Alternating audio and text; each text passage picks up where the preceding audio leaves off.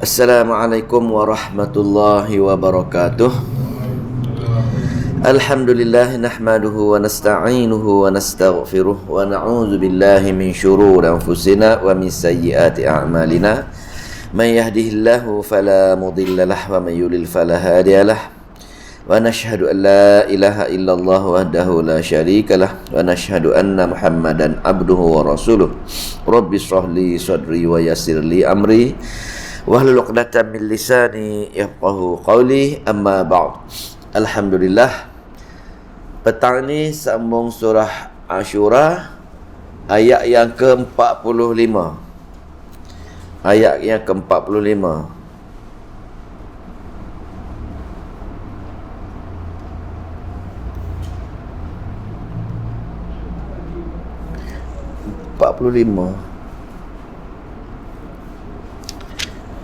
Nombor 5 panjang. Wa ta'ala a'udzu billahi minasyaitonir rajim.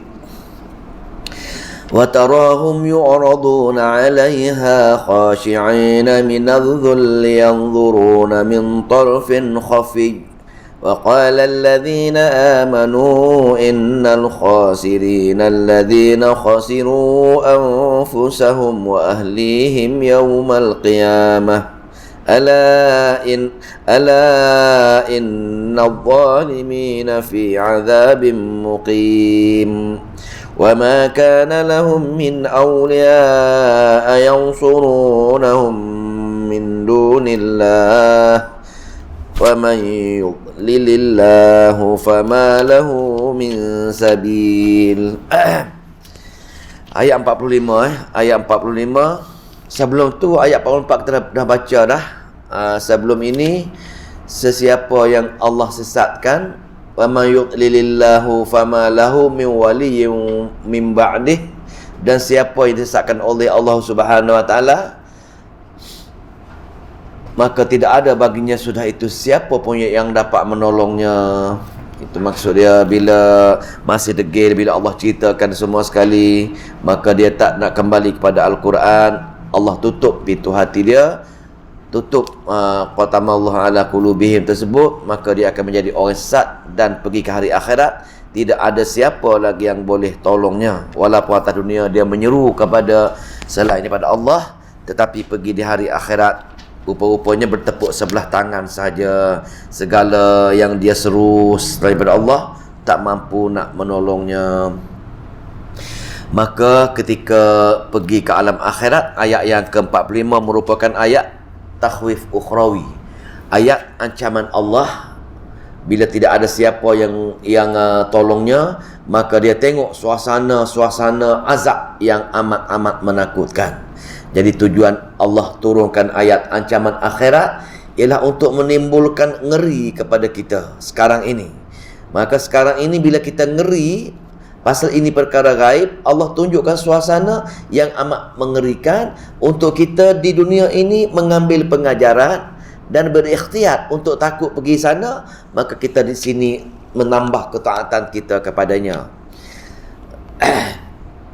Wa tarahum ya'raduna, dan kamu akan melihat mereka ya'raduna, mereka akan dihadapkan alaiha khashi'ina, di atasnya azab neraka tersebut semua sekali yang bersalah tadi. Khashi'ina, khusyuk. Orang yang khusyuk ni tunduk takut. Dia takut sangat. Takut dunia ini ada peluang, tak ada masalah apa. Takut di sana betul-betul takut. Kenapa? Pasal minadh-dhulli, rendah hina, tunduk dan takut rendah hinanya. Yang zuruna, bila mereka melihat, mereka nak tengok pun takut. Nak tengok pun takut. Maka ketika itu dia takut apa? Min tarfin khafi. Dia berani tengok dengan hujung-hujung mata saja. Tengok Allah nak ceritakan suasana yang amat menakutkan. Nak tengok azab tersebut, takut nak bertentang, takut nak betul-betul tengok. Pasal ngeri sangat. Dia kerling-kerling mata saja. Tapi nak ceritanya amat benda-benda yang takut di dunia tak sampai takut semacam itu. Takut di dunia setakat kita berani tengok lagi. Tapi takut di alam akhirat untuk orang yang melawan ayat-ayat Allah, Takutnya nak tengok pun takut suasana tersebut. Tengok dengan hujung-hujung mata saja, kelin saja. Dan ketiklah suasana yang amat menakutkan. Menyesalnya ketika itu. Pasal apa? Pasal terbayang selama-lamanya berada dalam keadaan yang amat-amat menakutkan. Itu golongan yang berhaka lah. Golongan yang masa atas dunia tak nak kembali kepada ayat-ayat Allah, suka menangguhkan untuk pelajaran ayat-ayat Allah. Golongan yang buat perkara-perkara kesyirikan di atas kejahilan dan kesombongannya, itulah balasan dia. Allah tunjuk suasana pada hari akhirat nanti. Dan golongan yang kedua, golongan yang duduk dalam majlis ilmu, golongan yang belajar, golongan beramal dengan ayat-ayat Allah Subhanahu Wa Taala, maka golongan ini Allah bagi khabar gembira dengan dia, tabsyir, khabar gembira dengan dia. Di sini kita penat, lelah, belajar semua sekali. Di sana relax, dan Allah khabar gembira dengan dia, orang dia macam mana? Wa qala alladzina amanu, maka dia pun katalah, dia kata sambil dia bagi tahu kepada golongan-golongan yang atas dunia ini bukan macam dia. Dia kata apa? Wa qala alladzina amanu, dan berkatalah golongan-golongan yang orang beriman tadi, golongan yang tidak buat kesyirikan, golongan ahli tauhid. Dia kata, innal khasirina, sesungguhnya orang-orang yang betul-betul rugi, alladzina khasiru, itu orang-orang yang telah merugikan anfusahum, diri mereka, wa ahlihum, dan diri keluarga mereka pada hari kiamat, yaumal qiyamah, pada hari kiamat. Orang dia perli orang yang kena seksa tengok tadi. Dia kata, aku dah bagi tahu dah dulu, dunia dahulu kamu tidak nak kembali kepada ayat-ayat Allah, kamu tak nak beri tumpuan kepada ayat-ayat Allah, kamu tak nak gandakan pembelajaran pada ayat-ayat Allah, kamu sebenarnya orang yang amat-amat rugi. Amat rugi apa? Rugi diri kamu, rugi keluarga kamu pun rugi. Pasal tak ajak keluarga kita, kita telah merugikan diri dan keluarga kita pasal duk terkejar-kejar dunia saja. Sibuk kita dan keluarga kita duk sibuk dengan dunia saja, sedangkan akhiratlah tempat yang sepatutnya kita memberi keutamaan. Dalam ayat yang sebelum ini, tazhib minad dunia, tak? Bila ingat hari akhirat, gunakan dunia ini untuk pergi ke hari akhirat. Lepas tu bila kata macam itu, Allah dipanggil ayat idkhal ilahi. Allah mengesahkan benar sekali kata-kata orang beriman tadi. Allah buat announce semua, ala inna zalimina fi azabim muqim. Ingatlah, dengar semua, sesungguhnya orang-orang yang zalim, yakni orang-orang yang tidak menggunakan masa hidup dunia memberi tumpuan ke hari akhirat, meyakini adanya hari akhirat dan berikhtiar untuk pergi ke hari akhirat, ini orang yang zalim. Orang yang zalim pasal apa? Allah buat dunia untuk diuji, akhirat negeri kekal. Maka dia tak menggunakan pada hak yang betul. Dia meletakkan dunia sebagai tempat yang duduk selama-lamanya. Dia bekerja untuk dunia, nak kekal di dunia, berikhtiar nak dunia. Maka dia ni zalim. Sepatutnya dia memberi tumpuan ke hari akhirat, pasal akhirat negeri kekal. Ini untuk diuji saja. Maka orang yang zalim, tidak meletakkan akhirat negeri yang kekal, maka golongan ini fi azabim muqim, malang sekali dia azab dalam neraka kekal selama-lamanya. Itu ayat takhwif ukhrawi, ayat ancaman Allah. Jadi bila kita dengar ayat macam ini, maka berdoalah, wahai Allah, memandangkan akhirat negeri kekal, memandangkan sebelum ini aku beri tumpuan dengan dunia, wahai Allah, beri taufik dengan aku untuk yakini adanya hari akhirat, untuk menambahkan ketaatan kepadamu, wahai Allah. Itu betul kita bertadabbur, kita sambil kita berdoa, kita faham dan kita berdoa, insya-Allah Allah akan buka hati kita supaya kita istiqamah untuk nak rapat dengan ayat-ayat Allah secara istiqamah. Maka bila ayat 46, wa ma kana lahum min awliya yansurunahum min dunillah wa ma yuqlilillahu fama lahu min sabil.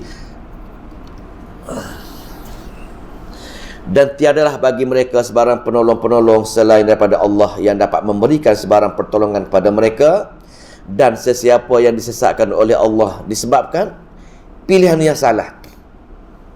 Barang siapa yang disesatkan oleh Allah, kenapa? Allah bukan zalim, tapi dia buat pilihan yang salah, tidak yakin adanya hari akhirat, maka dia tidak berusaha nak pergi ke hari akhirat, maka maka fama lahu min sabil, maka tidak ada jalan bagi sebarang jalan untuk mendapat petunjuk dan untuk keluar daripada neraka Jahannam, tempat yang untuk balas hukuman yang kena kata mereka. Habis ayat yang ke-46. Itu pun ayat teguran, ayat zajrun. Allah menegur golongan-golongan yang degil pasal apa? Pasal salah perhitungan, tidak memberi perkhususan untuk Allah Subhanahu wa taala akibat tak meyakini hari akhirat, maka mereka tidak ikhtiar untuk pergi ke akhirat masa di dunia. Jadi bila dengar macam ini ngerinya hari akhirat, maka Allah buat ayat yang 47 untuk kita teguran kepada orang-orang yang beriman, iaitu istajibu li rabbikum, sambutlah seruan Tuhan kamu wahai hamba. Allah sahut seruan dia. Apa dia seruan dia? Baru ni kita tengok dalam syarat-syarat ataupun syarat-syarat nama syurga baru ni, ayat ni juga istajibu li rabbikum, maknanya menyahut seruan Allah. Orang yang menyahut seruan Allah, apa dia seruan yang paling utama dalam kitab Al-Quran dia? Seruan yang paling utama ialah untuk mentauhidkan Allah Subhanahu wa taala, yakni beriman kepada Allah. Allah menyeru dalam surah kita tadi, iyyaka na'budu wa iyyaka nasta'in. Fad'ullah, berdoalah dengan Allah, ada hajat minta dengan Allah, ada masalah minta dengan Allah. Maka bila Allah seru untuk mentauhidkan Allah dalam ibadat dan dalam minta bantuan dan pertolongan, maka sambutlah. Nak berjaya, nak pergi syurga, istajibu li rabbikum, sambutlah seruan kamu, sambutlah seruan tauhid kamu. Kena jawab itu. Sambutlah seruan tauhid bagi Tuhanmu. Tuhan menyeru kepada perkara tauhid, sambutlah untuk mengesahkan dia. Min qabli an ya'tiya yaumul la maradda lahu min Allah. Kenapa kita baca ayat ni lah. Istajibu li rabbikum min qabli an ya'tiya yaumul la maradda lahu min Allah. Ma lakum min malja'in yawma idzin wa ma lakum min nakir. Sahut dan sambutlah seruan Tuhan kamu yang mengajak kamu mentauhidkan dia sebelum datangnya dari Allah hari yang tak dapat ditolak, yakni pada kematian kamu. Bila kita pergi hari akhirat, Allah cabut nyawa kita, tak dapat ditolak kedatangan hari tersebut. Pada hari itu kamu tidak ada sebarang tempat berlindung dan tidak ada bagi kamu sebarang alasan untuk menafikan kesalahan-kesalahan yang kamu melakukan atas dunia lagi. Jelasnya tak ada sama dengan ayat tadi juga, maknanya ayat teguran Allah Subhanahu wa taala kepada orang-orang yang beriman, teguran lembut. Untuk orang degil, teguran yang keras. Ayat yang berikut, ayat yang ke-48. Fa in a'radu fama arsalnaka 'alaihim hafidha in 'alaika illal balagh wa inna idza azaqnal insana minna rahmatan fariha biha wa in tusibuhum sayi'atun bima qaddamat aydihim fa innal insana kafura. Fa in a'radu, maka jika mereka berpaling, maka kami mengutuskanmu ke atas mereka sebagai penjaga. Oleh itu, jika mereka berpaling engkar, maka kami tidak akan mengutuskan kamu wahai Muhammad sebagai pengawas terhadap mereka. Tugasmu tidak lain hanya menyampaikan apa yang diperintahkan kepadamu sahaja. Dan ingatlah, sesungguhnya apabila kami memberi manusia merasai sesuatu rahmat dari kami, ia bergembira dengannya. Dan sebaliknya, jika mereka ditimpa sesuatu kesusahan disebabkan dosa-dosa yang mereka lakukan, maka mereka segera membantah dan melupakan rahmat yang kamu beri untuk mereka nikmati. Kerana sesungguhnya manusia itu sangat tidak mengenang nikmat-nikmat yang Allah nikmatkan kepada mereka.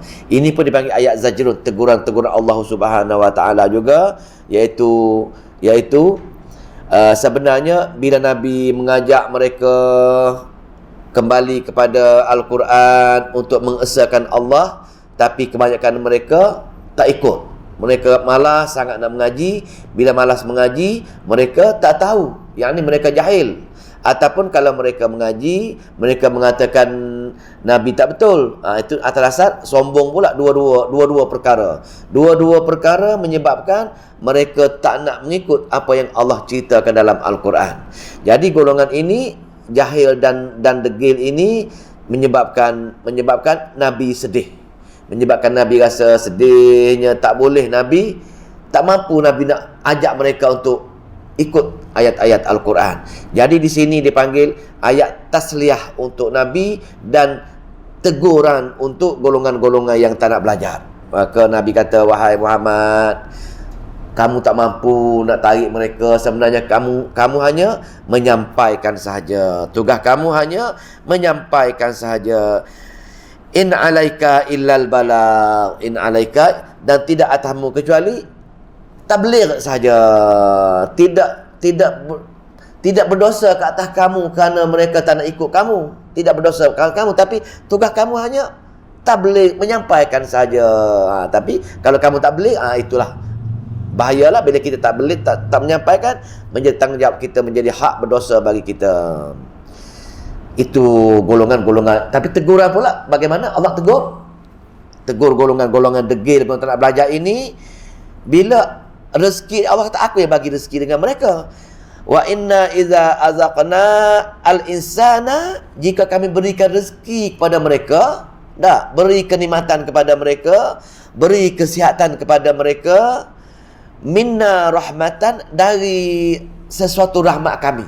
Tengok ni, Allah mengatakan ayat minna rahmatan, dari rahmat kami bagi pada mereka tu. Mereka lawan ke, mereka degil ke, tapi tak ada, kami tak kisah. Sifat ar-Rahman, dengan rahmat kami bagi dengan dia juga, dia lawan kami pun. Bila kami bagi, maka golongan ini faraha biha, dia amat bergembira dengan nikmat yang kami bagi dengan dia. Gembira, amat bergembira, dipanggil istidraj. Kami bagi nikmat, dia bergembira, dia lupa dah yang ini rezeki kami, ini rahmat kami, dia tak tahu apa pun. Dia tahu dia bergembira dah. Pertama. Dan yang kedua, setengah orang lain lagi, dia bergembira tapi dia beramal dengan cara yang salah. Kerana apa? Kerana dia tak ikut apa-apa yang Allah cerita dalam Al-Quran dia. Dia beramal, dia syok beramal, dia rasa betul dah amal dia. Rupa-rupa amal dia Allah tak terima kerana dia telah membuat perkara-perkara kesyirikan kepada Allah Subhanahu Wa Taala.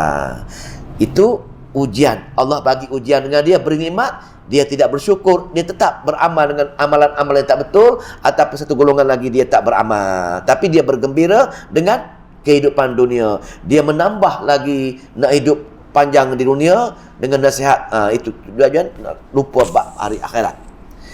Lepas tu, wa in tusibuhum sayyi'atun, dan jika kami menimpa mereka dengan kesusahan untuk menguji mereka sikit je. Kami uji mereka sikit saja dengan musibah, dengan kesusahan. Sayyi'atun bima, walaupun kami uji mereka tu pun turun musibah yang sikit tersebut pun, bukannya apa, tapi bukannya kami nak uji, bukannya kami nak atas dasar kezaliman kami, tetapi atas dosa, akibat dosa mereka yang buat. Qaddamat aidihim, bima qaddamat aidihim, dari dosa-dosa tangan-tangan mereka yang mereka lakukan, kami turunkan musibah sikit je untuk mereka tersebut. Walaupun mereka buat dosa banyak, tapi kami turunkan sikit je untuk uji mereka. Itu pun di atas banyak kesilapan mereka lakukan, kami uji sikit je dengan musibah ini. Fa innal insana kafura, tapi sungguh manusia itu tak mengenang jasa. Bila kami uji sikit dengan sakit kepala, dengan penyakit gaut saja, segala nikmat-nikmat lampau yang kami bagi dia, mereka lupa segala-galanya, mereka tak bersyukur. Begitu banyak nikmat-nikmat yang kami bagikan, mereka ambil nikmat kami, tapi bila kami uji sikit saja, mereka tak boleh sabar dengan ujian tersebut. Atas fakta ayat inilah, ayat yang hadis kita selalu baca, hadis Aisyah tersebut.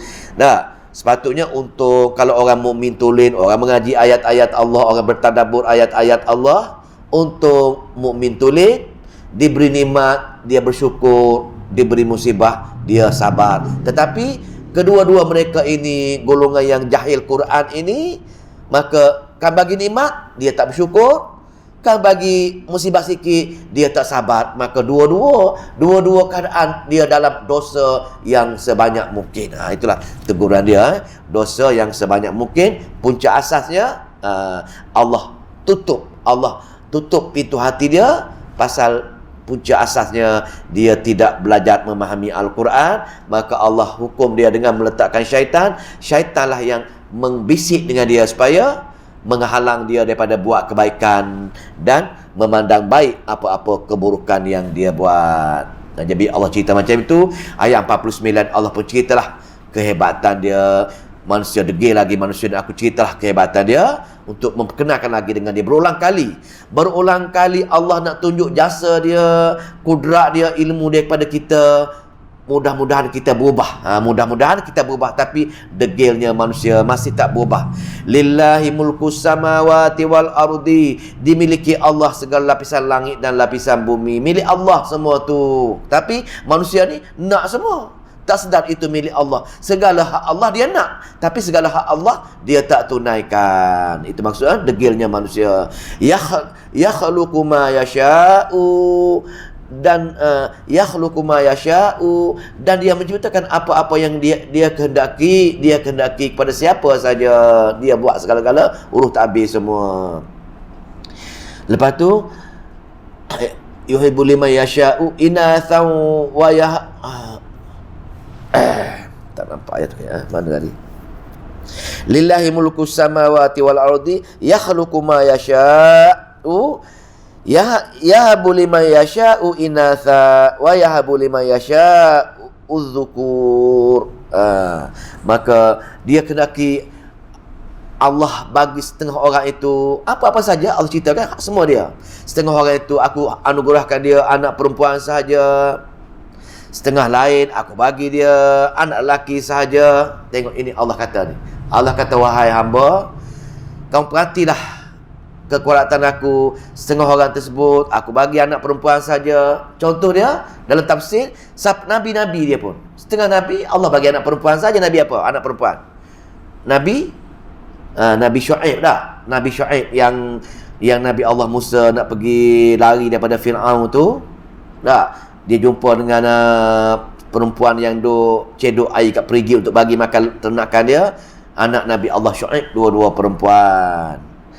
Lepas tu wa yahabu liman yasha'u dzukur, dan aku bagi anak lelaki saja. Siapa yang lelaki? Anak lelaki Nabi Ibrahim, sebagai contoh Nabi Ibrahim. Ahli tafsir tak contoh Nabi Allah Ibrahim, semua anak lelaki. Ismail, Ishaq dah. Dan Nabi Yusuf pun semua anak lelaki. Au yuzawwijuhum dhukrana wa inatha, dan Allah menggunakan kedua-duanya anak lelaki dan anak perempuan. Nabi Muhammad kita pun masuk golongan ini, anak lelaki anak perempuan.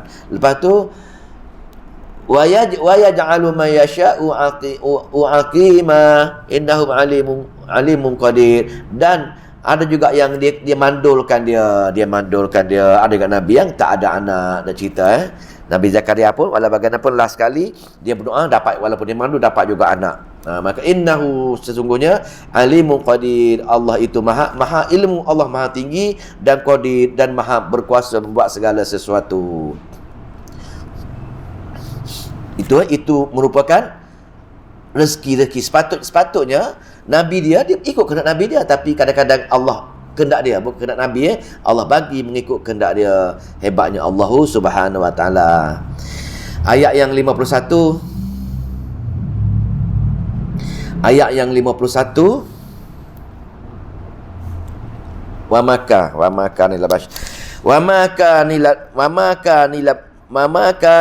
li basharin an yukallimahu Allahu illa wahya aw min wara'i hijabin aw yursila rasulan fayuhiya bi'idhnihi ma yasha' innahu aliyyun hakim. Ayat ini merupakan ayat tentang cara-cara penutup, ayat penutup Allah tunjukkan lagi, nak berjaya, nak masuk syurga, tengok kitab Al-Quran dia. Maka Allah tutup dia dengan kehebatan Al-Quran. Allah ulang sekali lagi kitab Al-Qurannya. Kenapa? Kerana dalam Al-Quran sahaja ada dalil dan bukti. Kenapa perlu dalil bukti? Untuk kita beriktikad dan kita beramal. Pasal tema surah Ashura ialah setiap amalan mesti ada dalil dan bukti. Kalau amalan itu tak ada dalil dan bukti, tidak sah amalan-amalan tersebut. Jadi Allah ulang balik tentang kitab Al-Quran dia sebagai dalil dan bukti. Maka sesiapa sahaja yang memahami Al-Quran, beramal dengan Al-Quran, barulah amalan-amalan, barulah akidah dia ada dalil dan bukti. Kita tak boleh berhujah, berdalil dengan bukti-bukti yang tak sahih dalam kitab Al-Quran dia, sebagaimana amalan-amalan golongan yang tak belajar tadi. Mereka mengatakan apa salahnya janji benda baik, maka mereka beramal dengan perkara-perkara tersebut walaupun tidak ada ditunjukkan oleh para nabi dan para sahabat dan para ulama yang muktabar. Maka nak cerita sahihnya Quran, wa kadzalika auhayna, dan demikianlah untuk kamu ikut aku kerana kamu menengok kitab-kitab kami, dan untuk kamu dan ikut aku kamu tak tengok kitab-kitab kami, di mana Al-Quran auhayna, kami wahyukan ilaika kepada kamu wahai Muhammad, ruhan, dipanggil ruh. Kalau kita tak baca ni ruhan, ini ruh, kami wahyu kepada kamu wahai Muhammad, ruh. Ruh ini dalam Al-Quran ruh kita. Ini ruh ni ruh Al-Quran. Malaikat Jibril pun dipanggil ruh. Ruh ini kemucak. Ruh ini ruh kepada ruh kita Al-Quran. Sebab tu dalam ayat yang lain, ruh kita ni, kita ada ruh kan. Body kita ni ada ruh, ada jasad. Jasad akan mati kalau tak ada ruh. Jasad kita ini akan matilah kalau Allah tarikkan ruh kita ni. Begitu dengan ruh kita ni. Ruh kita akan mati kalau ruh Quran tu tak ada. Lepas tu Allah turunkan ruh Al-Quran kepada ruh kita. Ruh kita nak hidup, maka kena terima ruh yang Quran ini. Al-Quran ni. Nak suruh ruh hidup, kena terima, baca ruh, faham ruh Al-Quran ini. Pasal Allah turunkan dia, wahyu dia, ruh Al-Quran. Min amrina, dari urusan kami, cara-cara kami turun tersebut.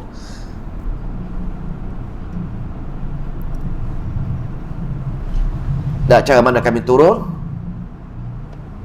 Rasa macam tertinggal, tak ada tinggal lah.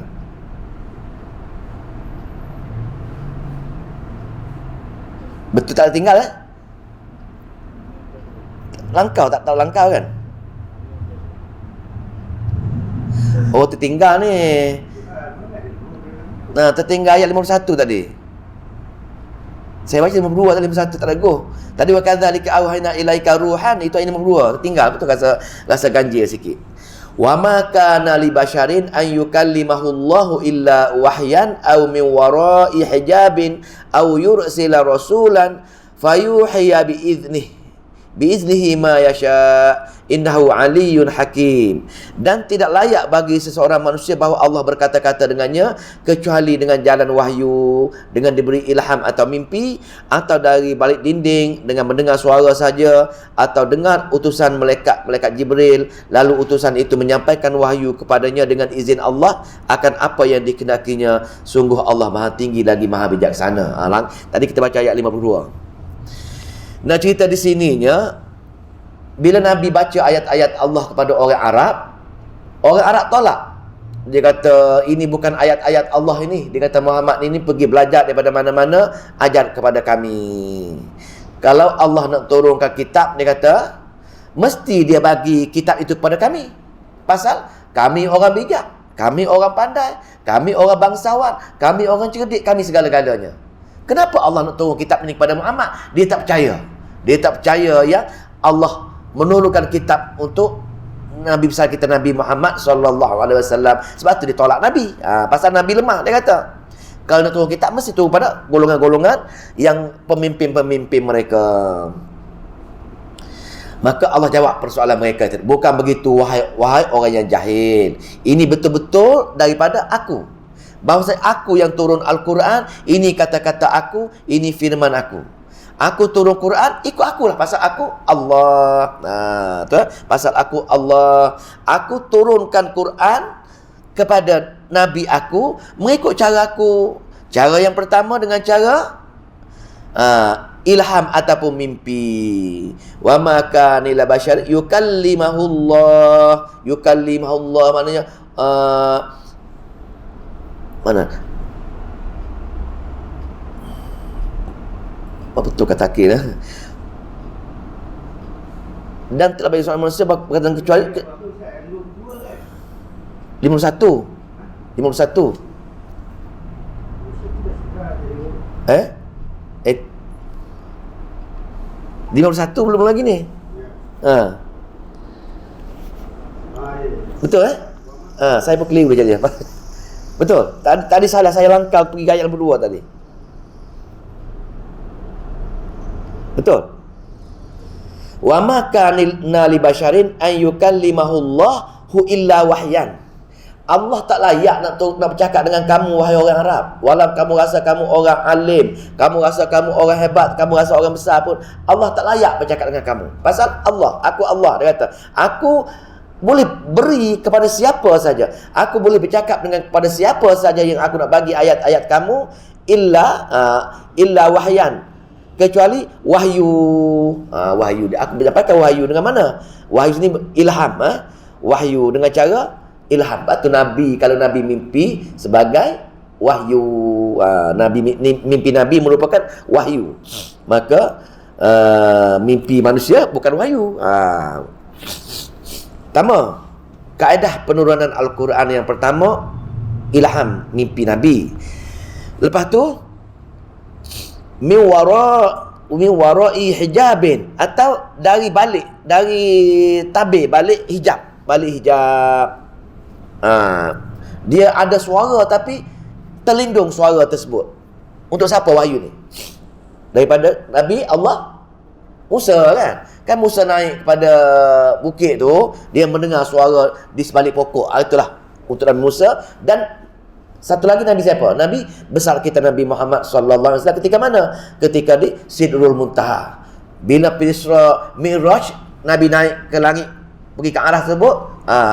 Di situ ada suara dua saja yang Allah bercakap dengan dia di sebalik tabir, iaitu Nabi Muhammad dan Nabi Musa. Sebab itu dalam Al-Quran, sebahagian besar Quran nak cerita kisah Nabi Musa paling banyak. Pasal apa? Pasal Nabi Musa ada mirip-mirip umat dia, kenabian dia dengan Nabi besar kita Nabi Muhammad sallallahu alaihi wasallam. Umat dia degil, umat Muhammad pun degil juga. Duk sama-sama degil umat. Lepas tu dua kaedah. Dan yang ketiga, fayuhya bi idzni man yasha. Au yursila rasulan, atau dari balik tabir, atau ayursila, atau mengutus. Yursila rasulan, kami mengutus utusan, yakni malaikat Jibril. Fayuhya, lalu diwahyukan dengan izinnya, ma yasha'u, apa-apa yang dia kehendaki melalui malaikat Jibril tadi. Maka 3 kaedah Allah turunkan wahyu untuk kita lah. Jangan pandang rendah dengan wahyu yang kita rasa malah nak belajar ini. Allah ceritakan betapa mulianya, begitu jaga. Jadi turun dengan kaedah 3 kaedah tersebut. Maka innahu aliyun hakim, sungguh dialah maha tinggi dan maha bijaksana. Jadi bila turun 3 kaedah tadi, mana-mana kaedah, tapi untuk Nabi besar kita Nabi Muhammad SAW, kaedah yang paling besar ialah dengan mengutuskan malaikat Jibril. Allah menurunkan Nabi Jibril sebagai waktu turun Quran kepada kita ini, kepada Nabi besar kita Nabi Muhammad SAW. Sebab itu dalam Al-Quran kadang-kadang Allah panggil malaikat Jibril ini dengan ar-ruh juga. Nabi malaikat Jibril sebagai ruh, pasal dia penting sangat, ketua segala malaikat. Barulah ayat 52. Barulah ayat yang ke-52. Dan habislah dari dulu ni. Wa kadzalika auhayna ilaika ruham min amrina, dan sungguh kami telah wahyukan kepada kamu wahai Muhammad ruh Kami turunkan ruh kepada kamu wahai Muhammad. Nabi pun panggil, Allah panggil ruh kepada Quran kerana Quran ini adalah ruh yang sejati. Ruh kepada ruh kepada malaikat Jibril. Punca raja segala ruh ialah Al-Quran. Sebab itu sesiapa yang terlibat dengan Al-Quran, maka benda yang lemah pun akan menjadi kuat. Pasal dia menghidupkan segala sesuatu. Sebagaimana sisi tadi, umpama badan kita ada jasad, ada roh, tidak ada roh kita, maka matilah jasad. Begitu juga dengan roh Al-Quran. Tidak ada roh Al-Quran, matilah roh kita. Bukan mati tu, mati yang tidak ada nilai. Sebab itu roh kita ini, manusia ini, tidak ada nilai sesen pun kalau tidak ada ruh Al-Quran dalam jiwa dia. Kita tak layak guna udara Allah, tak layak guna bumi Allah, tak layak guna makan minum ni. Tak layak. Pasal orang yang tidak beriman, orang degil, tak layak menggunakan hak Allah atas muka bumi ini. Akan ditanya, kenapa kamu atas dunia, kamu guna nikmat-nikmat aku, wahai hamba sedang kamu tak nak beriman dengan aku? Pasal apa? Pasal sepatutnya aku hantarkan roh dunia ni, Al-Quran, kamu tengok roh aku, tapi kamu tak beri pertimbangan, tak memberi penekanan kepada Al-Quran, maka kamu tak layak guna segala nikmat-nikmat atas dunia ni. Tu ayat-ayat lain diceritakan. Sebab tu manusia ini kal an'am, lebih hina daripada binatang ternakan. Bal adallu, bahkan lebih teruk lagi daripada binatang ternakan kalau manusia tidak menggunakan akal dia untuk Al-Quran. Maka di sini kesian mereka-mereka yang tak ada masa untuk memberi tumpuan kepada Al-Quran. Mereka lebih hina lagi daripada binatang ternakan. Apa lebih hina daripada binatang ternakan? Apa dia? Binatang apa lebih hina lagi? Kalau kat cakap pun teruk lah dah. Lebih hina daripada binatang ni, binatang yang hina lah. Khinzir, anjing hina. Maka itulah umpama dia. Sebab tu bila kita mati ruh kotor, malaikat pun takut nak pegang, jijik. Sebab tu dia tangkap dengan rantai, campak rantai, dia tarik dengan rantai. Pasal hinanya ruh orang tak ada ruh Al-Quran dalam jiwa dia.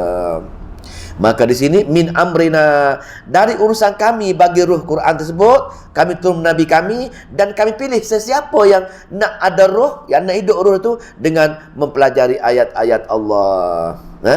Ruh Al-Quran saja yang boleh menyelamatkan. Ma kunta, kamu pun wahai Muhammad, ma kunta. Ma kunta, kamu wahai Muhammad tidak ada bagi kamu, ma kunta tadri, kamu pun tak mengetahui wahai Muhammad. Walal iman, apa dia iman wahai Muhammad? Apa dia iman? Walakin ja'alna, tapi kami jadikannya nuran, cahaya. Kisah hayat ni, Nabi ini dalam kitab tafsir, Nabi ini adalah wali.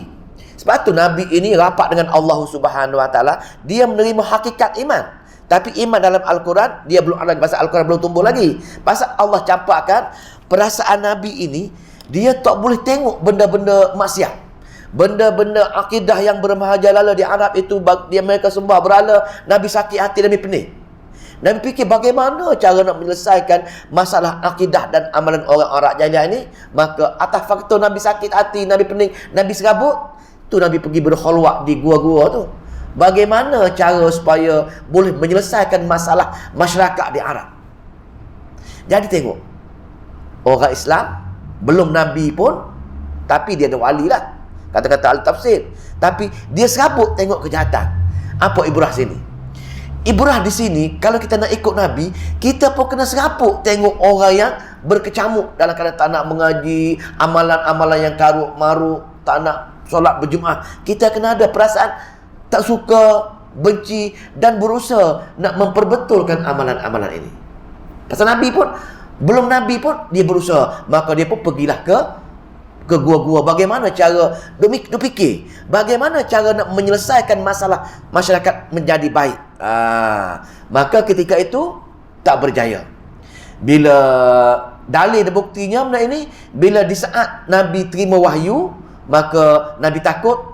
Nabi balik rumah, wahai Khadijah, aku takut selimutkanlah aku. Maka Khadijah kata, wahai suamiku, kamu tak payah takut, kamu orang yang baik. Kamu orang yang baik. Kenapa? Kerana kamu telah menggunakan segala harta-harta kita untuk mengajak orang memperbetulkan kebaik akidah dan amalan dia. Maknanya, sebelum Nabi dilantik menjadi Nabi, sebelum Nabi terima wahyu, Nabi berusaha dengan apa? Dengan segala harta-harta kharijah yang dia ada tu, dia belanjakan untuk apa? Untuk memperbetulkan masyarakat. Dia buat infak, dia betulkan tu, dia belanja duit. Dia belanja duit supaya apa? Masyarakat baik. Tetapi Allah kata, kamu pun tak berjaya. Guna duit, guna kaedah macam mana pun tak berjaya. Tak berjaya. Boleh? Wa ma kunta tadrimal kitabu walal iman. Kamu sebelum aku terima kitab pun kamu tak tahu apa itu hakikat iman yang sebenar. Walau bagaimanapun, bila aku turunkan kitab surah yang pertama, surah Iqra, lepas tu diikuti dengan surah Al-Mudaththir, ketika itu barulah kamu tahu apa itu iman. Kamu dengar kata-kata aku, kau baca ayat aku, kamu pergi jumpa, berdakwah, bertabligh, cerita kesan aku, barulah kamu boleh memperbetulkan akidah. Nak cerita di sini, tanpa nur akan mati, tak berjaya. Gunalah kaedah macam mana pun. Gunalah kaedah nak dakwah orang. Kalau selain pada Al-Quran, sini Allah kata tak berjaya.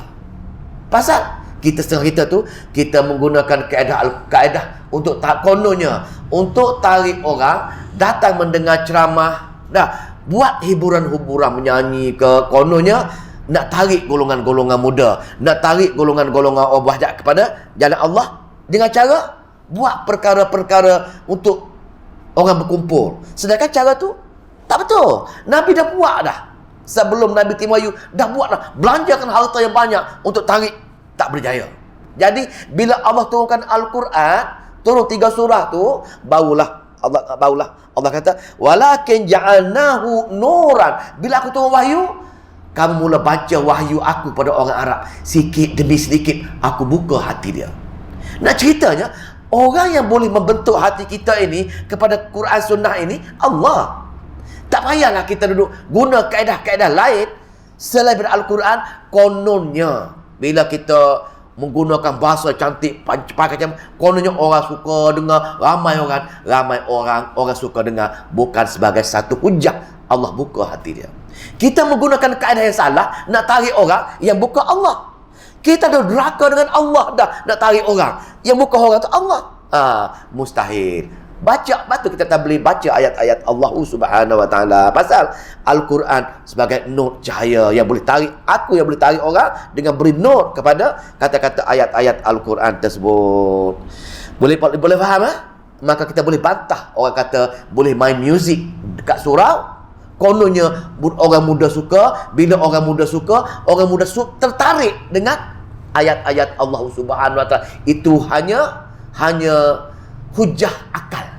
Hujah akal, dia tahu yang boleh buka orang itu ialah Allah Subhanahu wa taala. Allah boleh buka hati sesiapa saja. Nak minat dengan Quran saja, insya-Allah Allah buka. Itulah kehebatan nur Al-Quran. Pasal ruh akan hidup ruh kita dengan Al-Quran saja. Lepas tu kamu tak tahu apa itu iman sebelum aku turunkan Al-Quran, akan tapi walakin ja'alnahu, kami jadikan cahaya, nahdi, kami petunjuk bila kami turunkan wahyu, bihi, dengannya. Kami bagi wahyu kamu sampaikan dengan wahyu hingga tahun yang ke-8 Hijrah. Semua orang Arab jahiliah yang dahulunya menentang Nabi, menentang Islam, walaupun Nabi bagi harta gitu, menentang, tapi bila baca Quran, baca demi baca, maka Allah bagi nur dan hidayah pada Al-Quran tersebut, bihi man yasha, kepada siapa saja yang nak bagi, dengan syarat nak minat dengan Al-Quran. Itu ubat dia minat Al-Quran, Allah akan bagi inabah, hidayah, istiqamah dan rabtul qalbi. Tanpa ada inabah ini, maka itu hanya pura-pura saja. Allah kata nahdi bihi man yasha, aku boleh bagi siapa saja nur Al-Quran, cahaya dan hidayah tersebut, min ibadina, kepada hamba-hamba kami yang kami nak, hamba kami dia akan bagi. Siapa hamba? Hamba ialah orang nak taat dengan dia, orang yang ada keinginan nak belajar ayat-ayat Allah, itu hamba dia. Orang yang tak nak belajar tu, itu apa dia? Itu musuh Allah. Tapi mereka merasakan mereka hamba Allah. Itu musuh Allah. Allah nak berperang dengan dia pasal apa? Dia mensyirikkan Allah Subhanahu wa taala. Dia mencari ilah-ilah yang lain bersama-sama dengan Allah. Maka wa innaka, dan sesungguhnya kamu wahai Muhammad, dengan latahdi, dengan baca Al-Quran kepada mereka, kamu benar-benar memberi petunjuk daripada kitab kami kepada mereka. Barulah aku buka hati-hati mereka tersebut bila kamu baca kitab-kitab kami. Maka litahdi, benar dengan baca Al-Quran sahaja, bukan dengan keadaan lain. Ila siratim mustaqim, betul-betul itu menunjukkan jalan ke jalan yang lurus. Kamu menunjuk jalan yang lurus. Kamu tunjuk pasal ila ada ni, ila siratim mustaqim. Dengan Al-Quran kamu tunjuk jalan syurga kat mana, neraka kat mana. Tunjuk saja. Bila kamu tunjuk saja, mungkin sesat, mungkin melencong tempat lain. Sebab tu dalam Fatihah kita baca ihdinas siratal mustaqim. Dia tak ada ilah. Ihdinas siratal mustaqim. Wahai Allah, bukan tunjuk, pimpinlah tangan aku ni terus pergi ke syurgamu. Berbeza. Sebab tu kalau orang belajar bahasa Arab saja ataupun tak bertadabbur macam ini, dia kata bila ada hidayah tu, hidayah itulah tunjuk. Betul, tunjuk. Tapi tunjuk tu tunjuk kanan, kiri, depan, belakang, tunjuk. Kita pergi mungkin sesat. Pasal apa? Pasal tidak ada pertalian dengan Allah, tidak ada doa dengan Allah, tak berayu bergayu dan bergantung harap dengan Allah. Tapi kita dah mengaji Quran ni, hari-hari kita baca ihdinas, mula-mula kita mengesal, iyyaka na'budu wa iyyaka nasta'in, hanya kepadamu saja ya Allah aku ibadat, hanya kepadamu saja aku minta bantuan dan pertolongan. Mintalah kamu wahai hamba. Minta apa? Kita minta dah. Apa kita minta? Ihdinas siratal mustaqim. Wahai Allah, pimpin aku, jangan tunjuk saja. Pimpin terus tangan aku ni, terus ke pergi syurgamu. Aku tak nak melencong, aku tak nak jatuh. Aku nak terus kau letak aku ni pergi ke syurgamu, letak syurga firdaus. Kenapa tak kita berdoa hari-hari? Ihdinas siratal mustaqim, ihdinas siratal mustaqim. Minta pimpin terus pergi ke syurga. Contoh lagi, macam mana? Bagaimana pimpin tadi? Sebagaimana kamu pimpin golongan-golongan yang kamu bagi nikmat dengan dia. Siratal ladzina an'amta alaihim. Orang yang bagi kamu nikmat ni, minan nabi, seperti nabi-nabi kamu, yang kamu pimpin nabi kamu. Mana nabi yang sesat? Terus nabi pergi ke syurga firdaus. Lepas tu wasiddiqin, orang yang benarkan kata-kata nabi. Sesiapa saja yang membenarkan yang ni, orang yang beramal dengan sunnah, Allah pimpin terus pergi ke syurga dia, duduk dalam pergi syurga firdaus bersama-sama dengan nabi. Ketua ini Abu Bakar As-Siddiq, orang membenarkan. Maka sesiapa saja membenarkan sebagaimana nabi membenarkan Rasulullah, maka begitulah Allah akan pimpin dia terus ke pergi syurga dia, seperti mana ihdinas siratal mustaqim yang kita berdoa hari-hari tadi. Tapi kita, mana kita membenarkan? Nak beramal, tak salah, kita buat amalan baik. Tapi kita suka cari yang tu. Nabi tak buat macam ni, kita buat juga. Kononnya, apa salahnya? Kita mengesyaki itu amalan betul, tapi kalau kita 100% dengan Nabi, setiap Nabi buat kita berebut untuk melaksanakan, barulah siddiqin. Patu wasyuhada iwassalihin.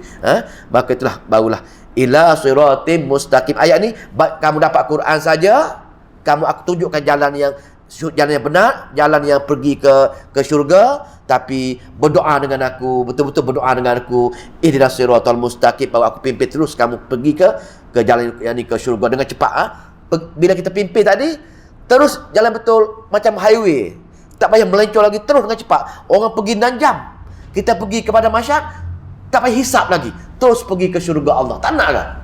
Dengan mengamalkan sunnah, dengan mengamalkan tauhid, kita tak dihisap ataupun hisap yang amat ringkas, hisaban yasira. Pergi kepada masyarakat, pergi ke alam hisap.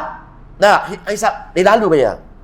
Kamu buat dosa ni lalu, kamu buat ni, kamu malas, kamu lalu saja, tapi tak pernah dihisap pun.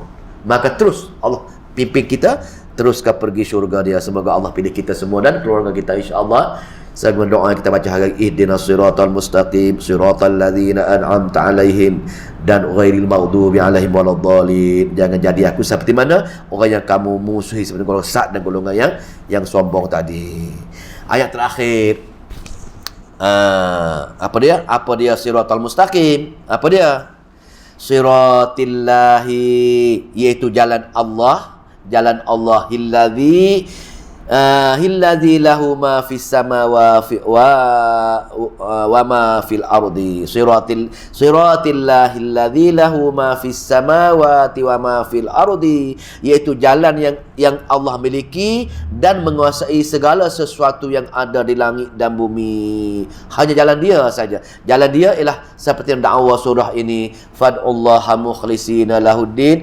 Serulah untuk mentauhidkan Allah, jangan buat kesyirikan, dan berdoalah untuk dengan Allah, tidak perkara lain. Bila kita betul-betul mengikhlaskan kepada Allah Subhanahu wa taala, itu jalan yang lurus. Bila kita berdoa lagi untuk Allah buka hidayah semua sekali ini, maka itulah jalan Allah. Jalan dia, jalan Allah ialah jalan Allah. Apa dia? Allah bagi jalan kepada ahli dia.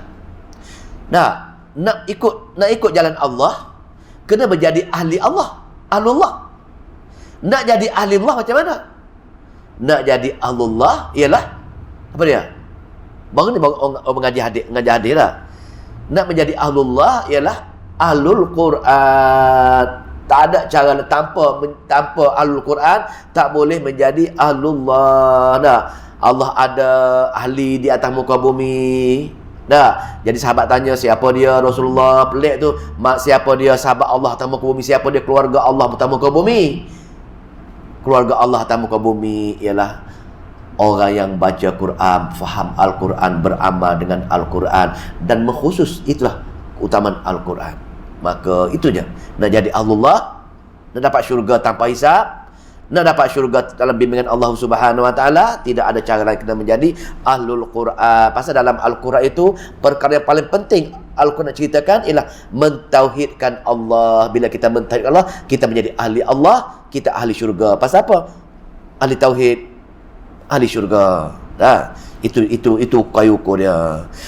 Alah, ini dia panggil announcement. Allah buat pengumuman. Alah, dengarlah wahai hamba, ingat semua. Alah ilallahi, kepada Allah lah jua tasirul umur, kamu kembalikan setiap segala urusan kamu, tidak ada kepada cara-cara yang lain. Wallahu ta'ala a'lam. A'udzubillahi minasyaitonirrajim. Bismillahirrahmanirrahim. Allahumma salli wa sallim wa barik ala Muhammad. Allahumma faqihna fi din wa 'allimna ta'wil wahdina ila sawa'is sabil. Allahumma fiqna lima tuhibbu wa tarda waj'al akhiratana khairan minal ula. Radina billahi rabban wa bil islami dina wa bi Muhammadin nabiyyan wa rasulah. Rabbana atina fid dunya hasanah wa fil akhirati hasanah wa qina azabannar. Wa sallallahu ala Muhammadin Rabbana atina fid dunya hasanah. Wa sallallahu ala sayyidina Muhammadin wa ala alihi washabihi ajmain walhamdulillahi rabbil alamin.